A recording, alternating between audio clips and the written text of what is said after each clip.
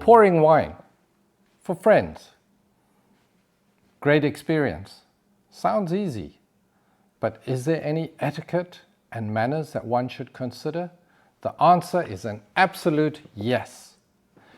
In many Western cultures, my suggestion would be, through my experience and having an enormous amount of encounters with friends all across the globe, we generally would pour to the ladies first and then to the gentlemen. And certainly yourself would be the last person that you pour the wine.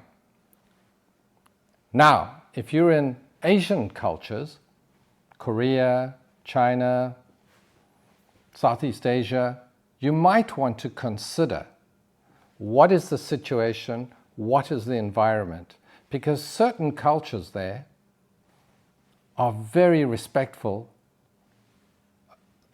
according to age. So you would pour to the older people first and then to the younger. And that's the main difference.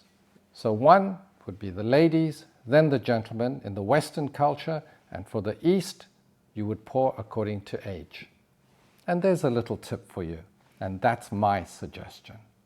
I hope you've liked the video, and if you have, please like, share, comment, and subscribe to our channel.